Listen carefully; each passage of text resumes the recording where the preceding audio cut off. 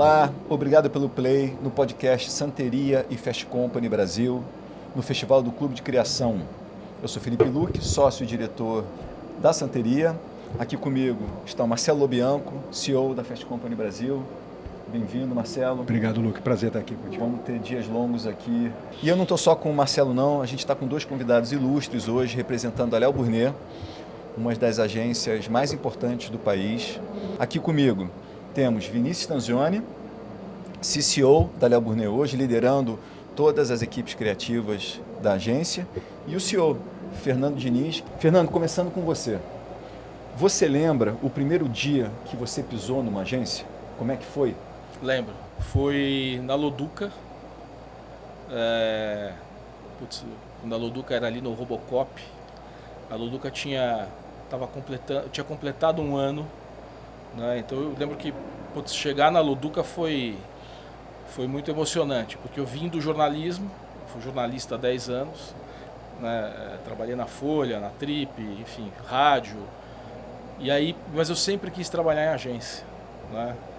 E foi uma baita emoção quando eu cheguei, né? A Loduca tinha toda aquela aura de agência criativa, o Celso estourando o primeiro ano da agência, e lá fiquei 5 anos, né? Então eu lembro que foi muito impressionante, tudo, a arquitetura, o clima, né? As pessoas, as trocas. Então lembro que foi um dia muito marcante na minha vida. E você, Vini, você lembra do seu primeiro dia assim numa agência? Putz, eu lembro. A minha primeira agência foi a FCB, que na época o nome era Food Cone Building, não sei se vocês lembram.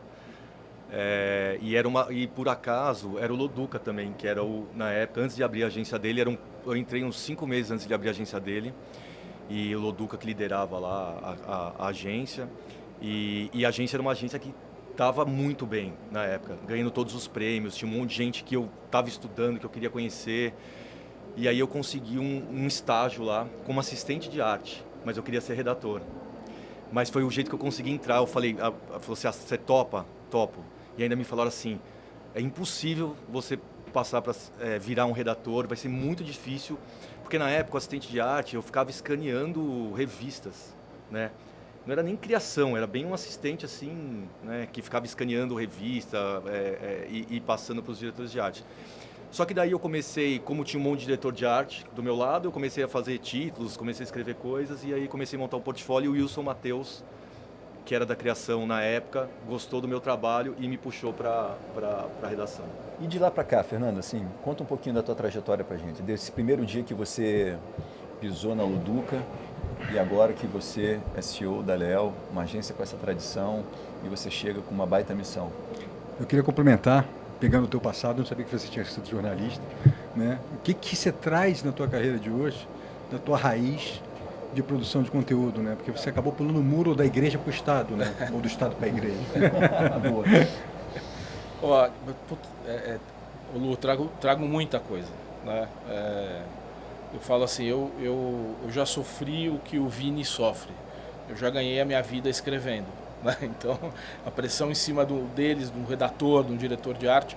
Então, eu sei o que é você ganhar a vida pela qualidade do produto que você põe na rua, né? No jornalismo não é muito diferente, né? Se você sabe fazer um bom título e tem uma boa percepção de pauta, né, você está nos espaços de maior destaque, né?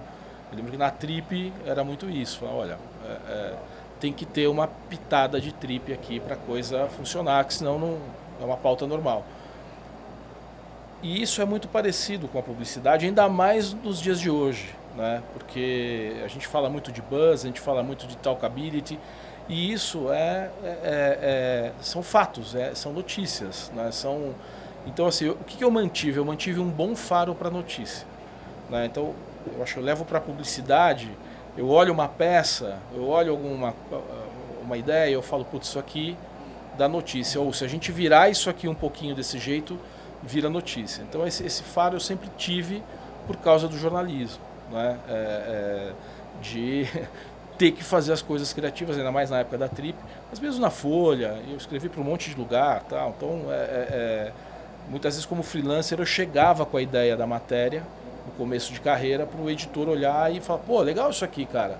né? E aí eu ganhava um troco lá como jornalista, para complementar a renda de jornalista, né, cara? Eu lembro que uma vez eu tive uma ideia, imagina, o comecinho de carreira, cara, para uma marca chamada Bonzo, que era de ração, que era sobre cachorros perdidos. A gente criar o maior programa de cachorros perdidos do Brasil. E eu lembro que aí o Celso viu isso era um projeto de RP. Ele falou, peraí, a campanha vai ser sobre isso. E aí ele espalhou na época faixas pela cidade inteira, procura-se cadela Daisy. Você lembra? Lettering no Jornal Nacional, tal. Então, a hora que ele viu o meu projeto de resgatar cachorros perdidos, que eu falei, pô, aí é o elo de maior força entre um proprietário de cachorro e um cachorro. É quando você perde o cachorro.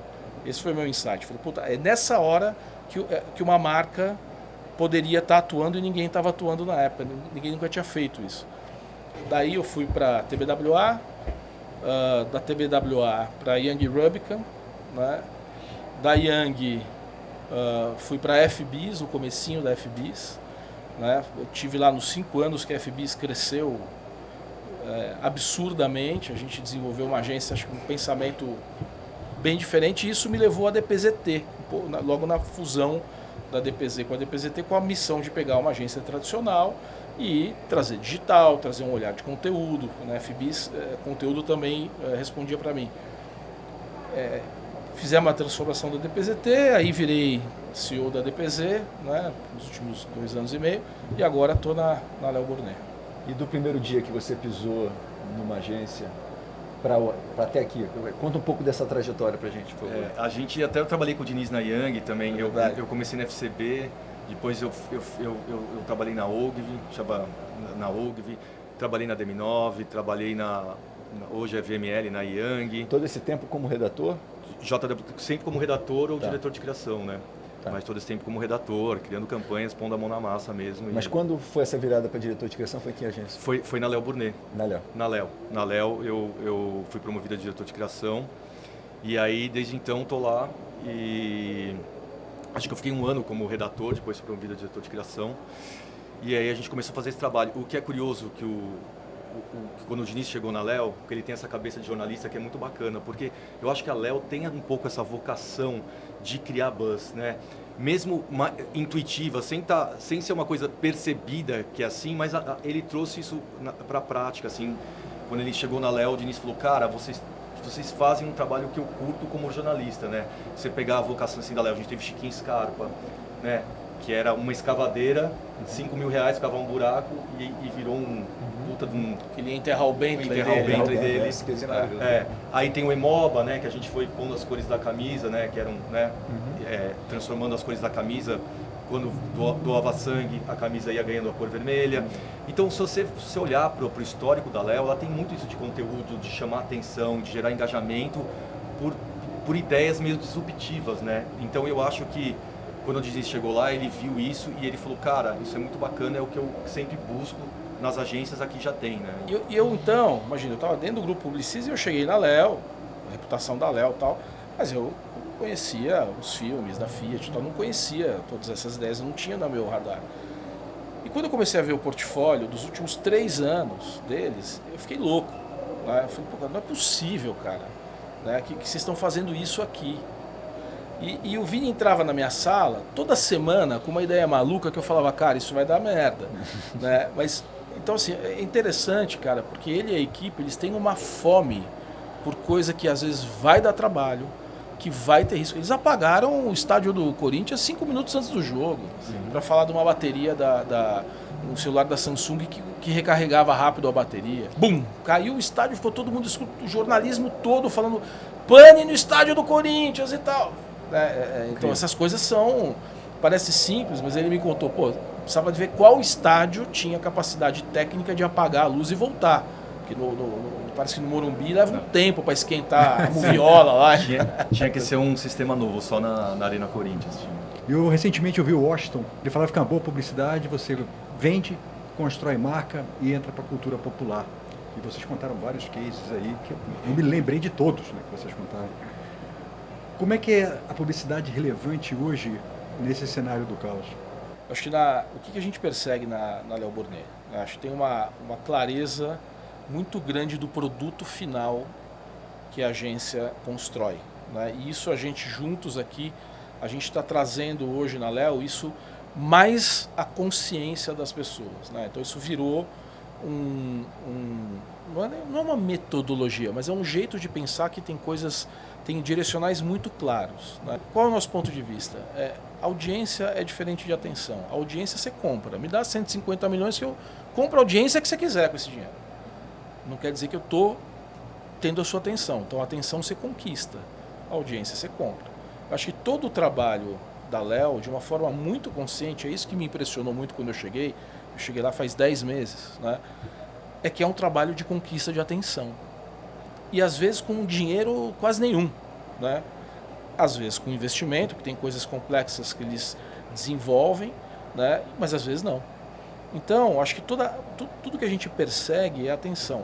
Tem N pesquisas, cara, que você der uma gugada, você acha, do déficit de atenção ano a ano, né? O quanto a gente retém as coisas e o quanto a gente presta atenção nas coisas, o quanto a gente consegue ficar focado naquilo.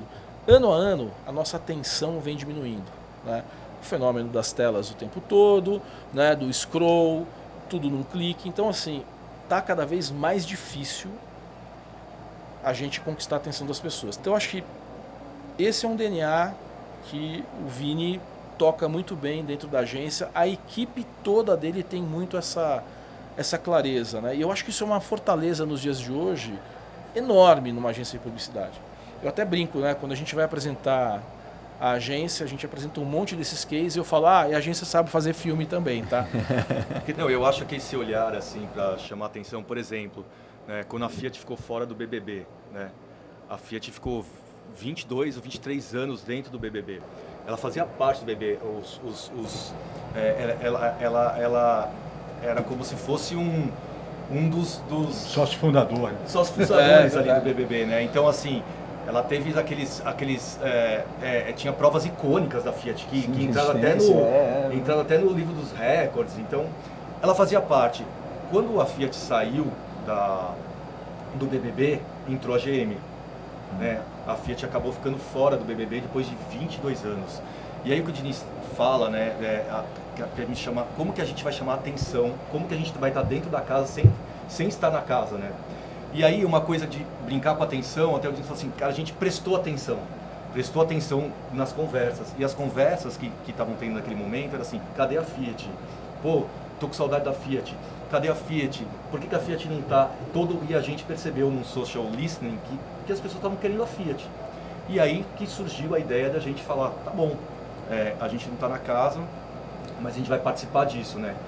Então a gente fez aquele tweet, né, que a gente chama do tweet de milhões, né? E quem respondesse lá o tweet, O que falava? Você conta para a audiência aqui, como é que era esse tweet? A gente escutou, né, que todo mundo queria entrar e a gente começou a se preparar. Então o planejamento foi o seguinte: quando a GM aparecer e a gente não sabia a data, a gente entra. A gente tem que entrar no dia da GM. Então a gente ficou esperando e demorou. Ah, que legal. E é segredo, então assim, é um segredo, você não consegue ficar sabendo quando que a GM ou quando qualquer patrocinador vai entrar com prova, qualquer coisa. Então, a gente ficou na segunda, na terça, esperando, todo montado um war room, na quarta, na quinta, e aí na sexta eles entraram. E aí a gente estava preparado para soltar um tweet. Era um tweet que quem respondesse ganhava um carro da Fiat, só que as pessoas não sabiam. Um cara lá respondeu, a gente fez uma seleção muito rápida para olhar, assim, quem era esse cara, né, assim, sim, rápida. Claro. E a gente escolheu um deles, dos 10 primeiros, a gente escolheu para dar um carro e ele ganhou uma Fiat Toro. E aí, dominou a conversa. Que roubou totalmente a conversa pro lado de vocês, foi incrível. Dominou a conversa total, então só se falava da Fiat, mesmo com a GM lá. Pro que gerou de atenção, foi uma coisa enorme, assim. Eu nem tava na Léo, e eu lembro, não tava na Léo ainda, e eu lembro disso, cara. Eu mandei um zap pro Fred Batalha, que é o CMO, falando, cara...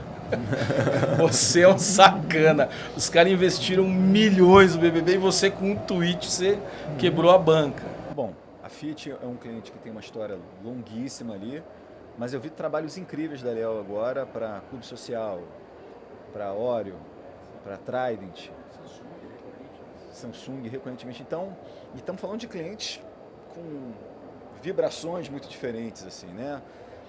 Conta um pouquinho do que você tem feito para Oreo, para Trident, porque eu acho que tem umas coisas ali que são muito pops, muito interessantes, que precisa trazer o cliente, precisa de um cliente acreditar na agência para dar esse mergulho. Exato. Assim, a gente tem uma parceria muito legal com a Mondelez, assim, um cliente que vê valor nas ideias, vê valor na agência.